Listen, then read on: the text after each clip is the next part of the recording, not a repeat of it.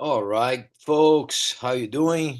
For one more class here on this mentorship for the kids, we're gonna talk about a bit of adults too, but since it's kids, is a few more things involved. Okay, what I focused on talking today, I'm gonna give an idea first on how it's done here, in and what I wanted to say is also that is a fight. It's a fight. It's a constant battle.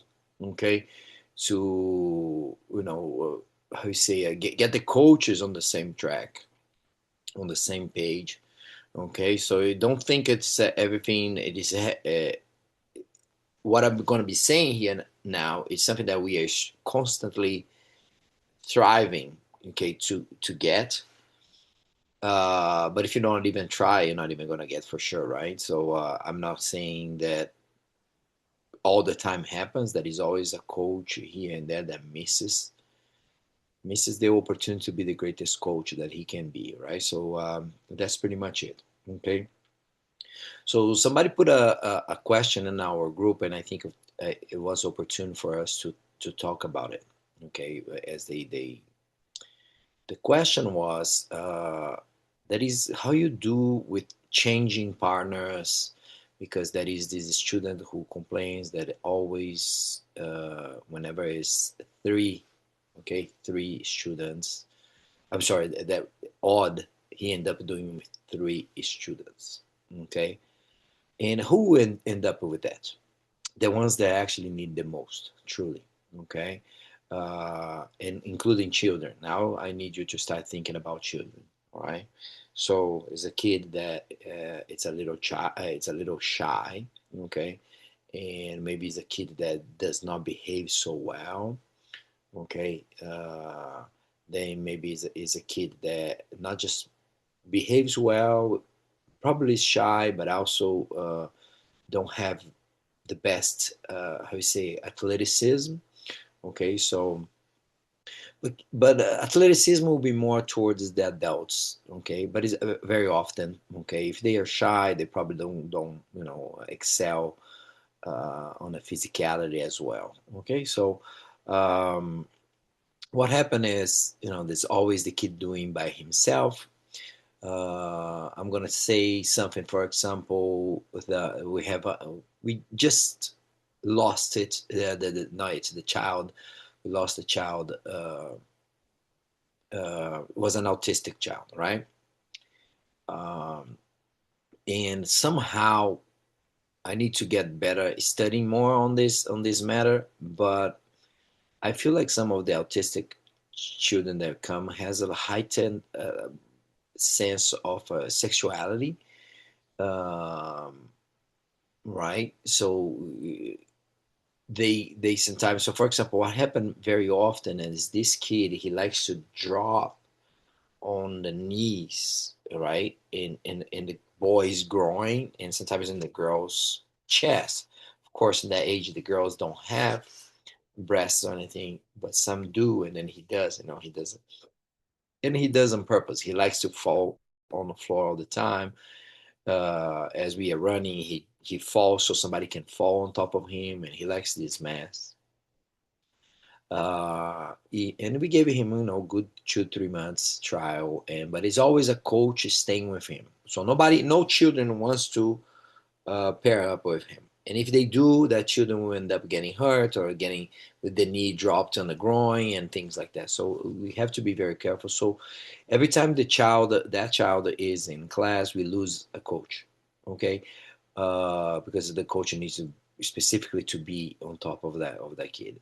In my class, we have at least four coaches every time, and then when I'm teaching, it's five. Okay, but at least four coaches every time. So it gets a bit easier. All right, but I don't know, in your place, maybe you were the only one or just one more person, and then if you lose that coach help, then it's a mess, right? So the question is that worth to have the autistic child? Although I truly believe that jiu-jitsu, judo, our martial arts can help them, uh, very often is a hard decision to make. Okay, So what I usually like to ask them is to put the kids, the autistic kid, in some private classes, but then the parents don't want the private classes. There's so much involved, but and then the other parents don't like that the child disturbing their kids and hurting their own kids. So it's a tough decision to make. Okay. And that's for sure. That's one. That's what happens, right? No kid wants to pair up with that child. And usually there is one child, okay, that accepts that it's okay. They have a little bit better sense of a community. But and then there's always that child going, and that child sometimes loses training, okay? And he feels like, oh, I want to do with the other kids as well too. I just made a mistake accepting, but now every time I have to do this, if the coaches don't have this sensibility, soon we'll lose the child who accepts going with the autistic kid. Okay, so this is a very big point to think. So what we do a lot, and we try to do a lot, is changing partners often. Of course, depending on the kids, takes a while, and I understand that it takes a while for the kids to change partners, and then they're picky and stuff. What I've been doing, for a while, in a good amount of years already, I know that. Of course, the age, depending on the age of the children, you cannot let them change because it's going to take forever to change partners. And then because it takes forever, then you don't change partner, and then if that child is matched up with a with a no good one, let's put this way, in many ways, a kid who doesn't focus, a kid who's not athletic, a kid who is autistic, this kid here will lose training, right? And the parent is going to get upset. This parent here is going to get upset. Why? Because my kid is not practicing. So and I pay good money for this. It's so much things involved in that you have to. So, but every time you try to switch, right? Because it's a technique, and we're going to go over this technique later. uh, every time you try to switch, waste a lot of time because the kids, they run around and stuff. So what I do, I count. Well, I don't change much when they are 4 to 6 years old. 4, 5, and 6, 7. That class is hard. uh, I don't ask them to change. I change them. I put them parallel, and then I say, "You go with that one," and then the other one change. The coaches change it. That's faster. Although we waste a bit of time, but that's faster. That's for the age 4, 5, and 6. You change and try to do often. Okay, train maybe 2 or 3 times. One or 2 times will be 3, right? 1 or 2 times per class. Okay, so now they are going with 3 different partners. It's better, okay, than do the entire class with the same kid.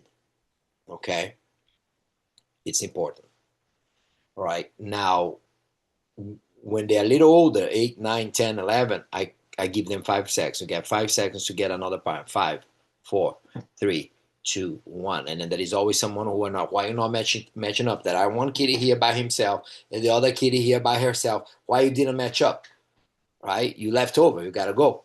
Right? Next time, get a partner a little faster. So that's so much involved that they're gonna get they have to push themselves a little bit to be less shy and earning a little bit of confidence to go and invite somebody else that they don't know to go with. Okay, this is it, right? So 5 seconds, and we're gonna get started. Okay, we're gonna get started because once they grab each other and they already got the partner, they will chat a little bit. No, no, no. We're gonna get started in 5 seconds. 5, 4, 3, 2, 1, and then the technique starts. Okay, so the less downtime, the better for you. So the coaches, better for the coaches, but also the parents to feel like, okay, they're having their money's worth. Okay. Good. Now let's go for the technique. When we do, I don't know if you ever did it, our instructor course. We have instructor course with a bunch of techniques. Those techniques are nice and perfect, okay? But very often I found out that that's why I do the instructor course, the 2.0, right? The 2.0 is I have to show to the coaches how important they are into the kid's life. And when they do something wrong, or they, sometimes the coaches are upset, whatever the tired, whatever the happened to them in their lives, how much that attitude influences the kid. Okay, so the 2.0 is one, but let's go back to 1.0. The first instructor course is sharing the wealth. It's giving everyone a chance to go with the others. Okay, for example, um, one, and then that's just occurred something in my mind here. But when we say, okay, get a partner, they will get a partner. Okay, and then if it's women involved, there is more stuff because sometimes women don't want to go with men. Sometimes men don't want to go with women. Okay, it's also if there is no religion, or sometimes I have a guy whose his wife doesn't want him to go with a woman. I have a few Muslim that women cannot go with men. Even the men cannot go with other women, right? So, and I respect that. Uh, but all the others who just don't want to go with the women because the women is a little weaker or whatever, then we need to build the culture, and that's what we're gonna talk later at the end of this conversation here. We need to build a culture that building the school, building the martial art, and as our schools get a little bit more commercial, I understand that people wanted to help less. Okay, you charge a good amount for the membership, and then they will tend to charge less. Let me say what's happening from my gym. I have some black belts. They don't want to go over the lower belts. They just don't want. They pay for their fees, and they just don't want. That's the attitude, unfortunately. And the more we talk, some people will not going to break through. Okay, we have we had yesterday a seminar, right? And we're bringing some people from other countries, and so they come. And I really try to get these guys at least $1,000. So at least I need at least 20 people paying $50. So I hit hard trying to make people come. Okay. So some people just go, I'm not gonna go there and pay $50, and so I can get the techniques later from someone. That's so cheap and so low, right? Like not wanting to give back to the community or something, right?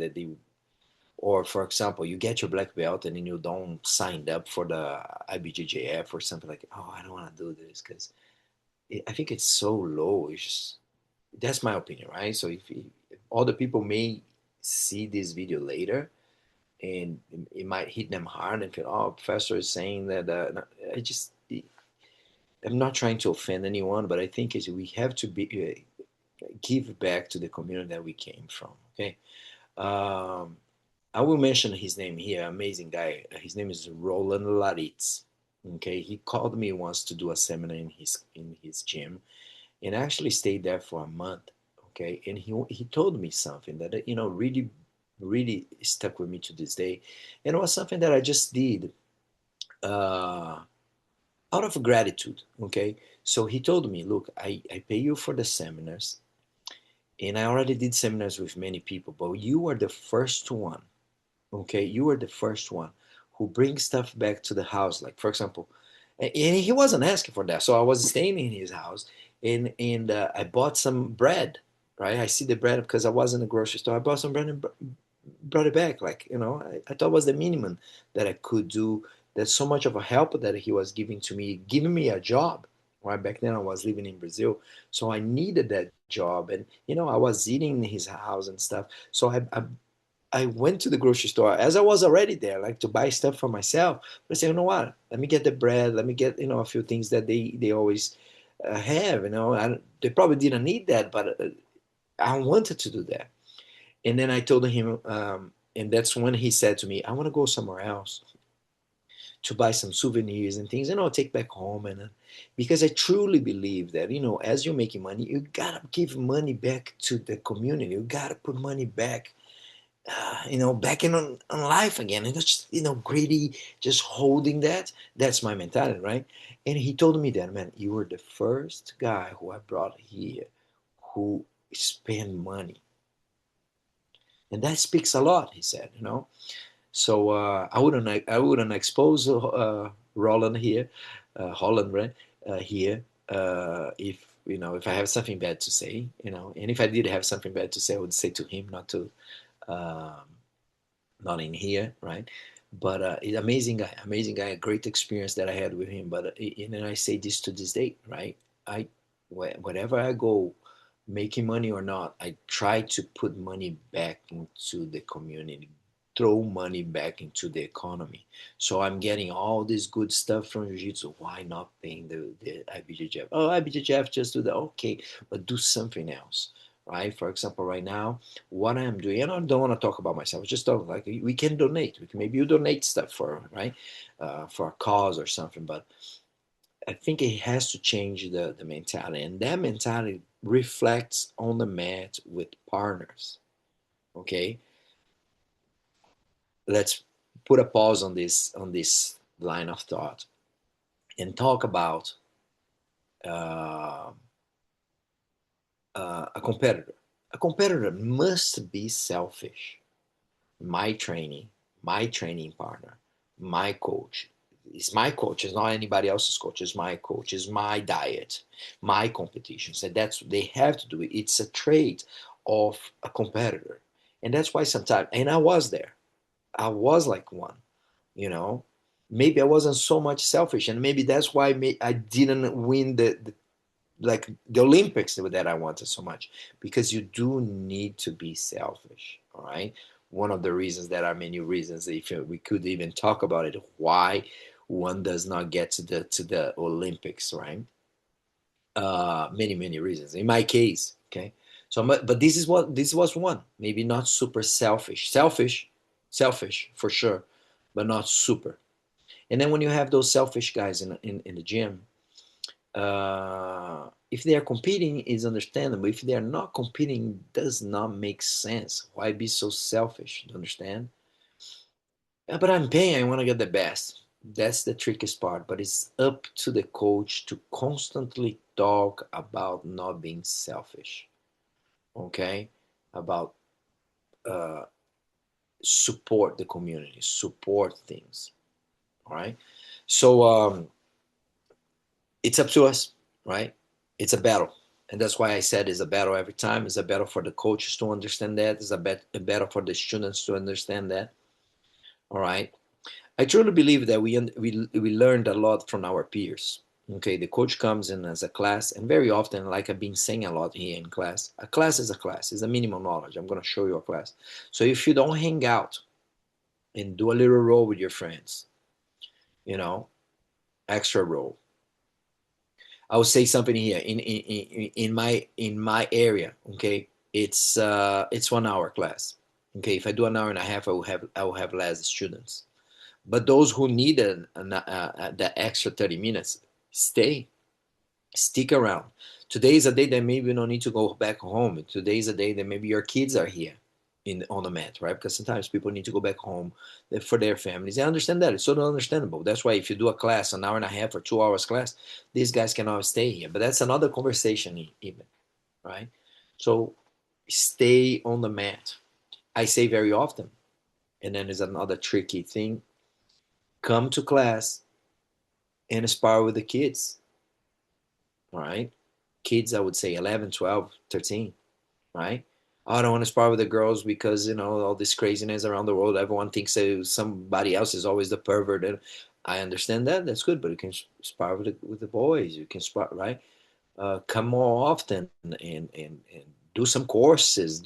But come and help the gym. Okay. But again, it all goes back to that unconscious thought that, oh, I'm already paying for the gym, I don't need to help that. But that goes against, let's say, the martial artist, the philosophy, right? Or philosophy of keep helping people. So what I've been doing lately is making these events where adults will come and they will roll with the teenagers. They need help because they need it. You will learn from your peers. If you never exchange, right, swap, is going to be always this guy with his buddy, because they're good, they're already used with their bodies and all this. Then we get into another point. You used to somebody, to this guy body, but you're not used to the other type of body, and then that's why you cannot perform well with all type of bodies. It's important to change. You as a coach, you grab the same kid to show all the time and every time. That's wrong. You're taking You wasting an opportunity to put a spotlight in one child, which is another technique in our instructor course, to put a spotlight in a child. Okay, you wasting an opportunity to have a connection with the child that never came up. Okay, you wasting an opportunity to help a child. All right, so but you always wanted that given child. Okay, because maybe it's easier, she or he is understanding what you're talking about. I know that, but bring others. Okay, so now it's an example. They see that you catch different partners to show. All right, so it's up to the coach. The coach needs to understand that people need to be changing. If in one class or another you don't change much, it's fine. But most of the classes you need to change. And realize that when it's three, it's always that one who stays with three. Then when you what you do, you pick that one and you put in another group of three. So these two stay wrong. Leave him with the two and then put the other one who never stayed with three. And you know you're teaching the classes. The toughest part is when you have many coaches and all the coaches make the same mistake. Is always because is the child's problem. The child's gonna always be with three. All right. So that's why another going back to another point is the dummies. I use the dummies a lot. So with the kids, especially when they're young, so they use the dummies. And this way, instead of let's say a takedown, right? An outside leg trip or sotogari. Okay, do the sotogari and the dummy, does the sotogari and the dummy. If I count to 10, they will do 10 times. If a kid doesn't do 10 times because he's messing around, is not focused, that kid will not do 10 times. Okay, but now I put the kids together and I count to 10. Now it's five here and it's five here because it's like, it's the same amount of time, right? Five here and five here. But this one now is disturbing. Then this one end up doing three, and while this one does nothing. So with the dummy, sometimes helps out a lot, okay? Because it's repetition. They need to repeat, repeat, repeat until they understand and know how to train, okay? Remember that is the fundamentals part, right? Then there is a learning to train and then training to train. We talked about it in the long-term athlete development. Okay, it's a very important thing. Okay, that you should know. All right. So I'll be sharing here my screen and reading stuff that I wrote. To make sense why it's important to change partners. We already talked about the most the nuances that sometimes takes time, and the coach sometimes is tired and just lazy and let them pick their own partners, right? But it's important to have a good culture in the gym. People come to help, give back to the community. And then when I say give back to the community, are you, let's say, an adult? Are you being a referee, even if you don't need? Are you working on a tournament? Are you working on I don't know, on an event that the gym does? You have to do that. You have to do that. It's important. Okay. So let me share my screen here now. And we're going to go over a few things, and I'm probably going to remember more things to speak. Okay. Let's see here. Good. And share. All right. And take that out here.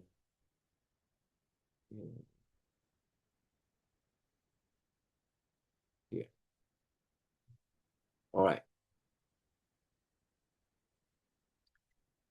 Why students should help each other? Just going to read it here, and as I'm reading, I might remember the more things to share with you guys. Teaching improves learning. Explaining techniques builds deeper understanding. Yes, sometimes one student helping the other. Of course, sometimes you don't want to be. That is always that student that keep teaching on top of you and he sometimes talks louder than you. That's not what I'm talking about. But sometimes this one student just places the hand, right? Because you show the choke, but right, and then it's two inexperienced students together. They will keep doing wrong, but all it takes sometimes is a black belt doing it with a white belt, and he goes, "No, put your hands a little higher," and that's it. He's not teaching and explaining. Right? Some black belts get a little too how you say excited, but with a good culture you're also going to say, hey, don't talk louder than the teacher, don't disturb the class. I just came from IJF Academy, it's International Judo Federation. They are trying to standardize the minimum knowledge for the coaches, and those who don't have that certification cannot even coach into the tournament. It's starting to 2026.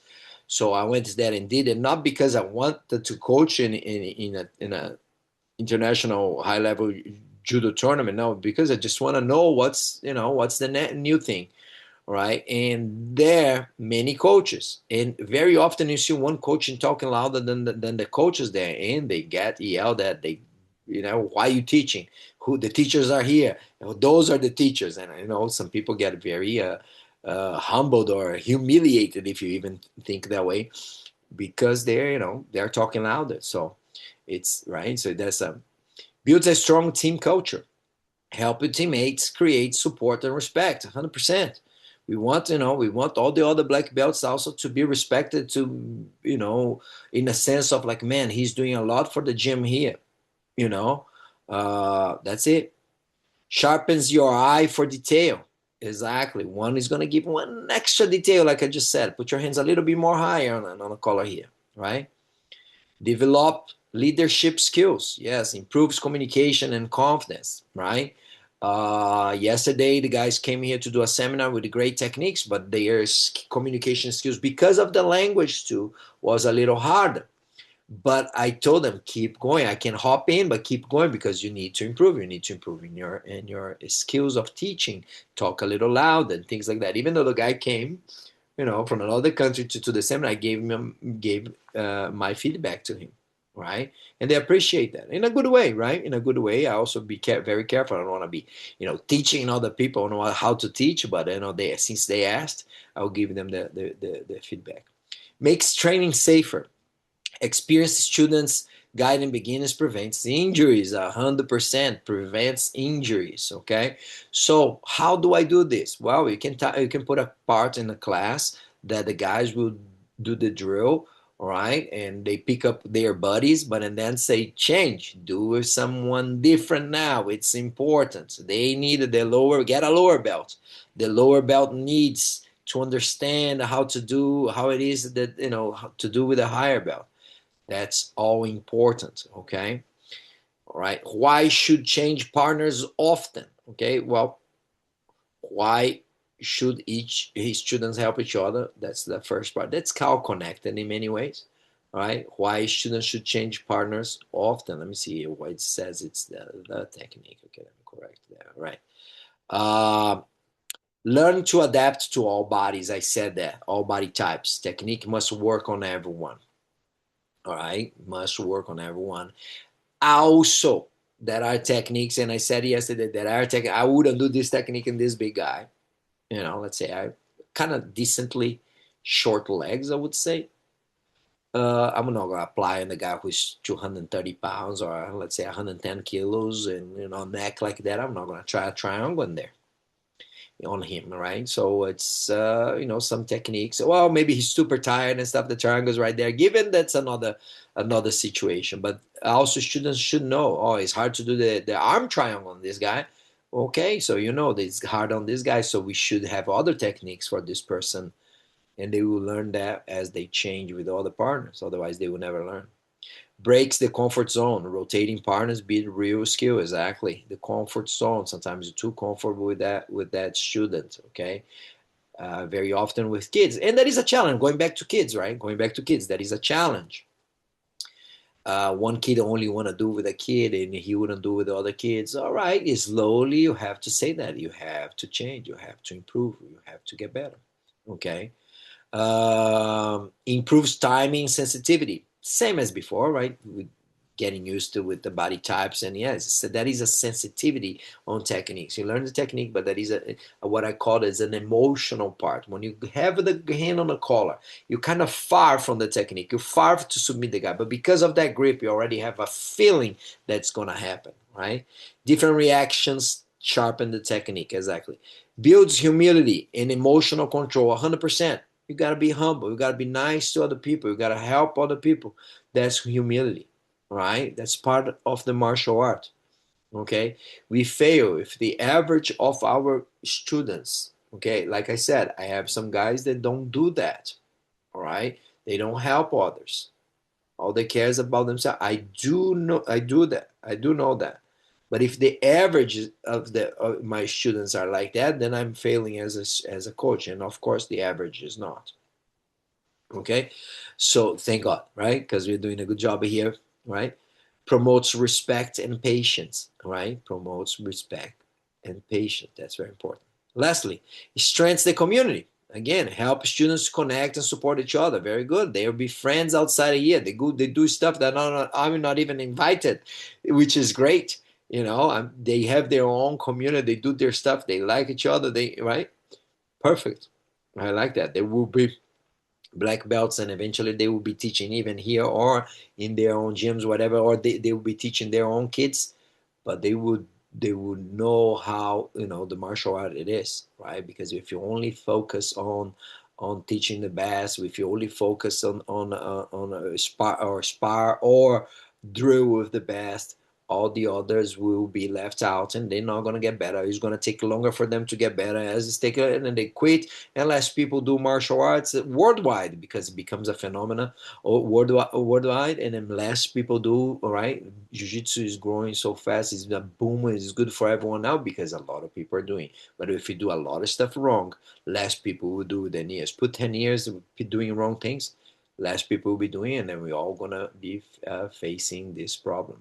Okay, so guys, I will stop sharing here, going back to my screen here, full screen.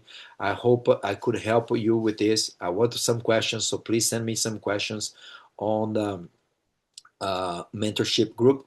Okay, um, and if you're watching this video, you're not a part of the mentorship group, you can contact me to ask more about it. Okay, thank you so much, and I hope that helps you on your how you see on your classes.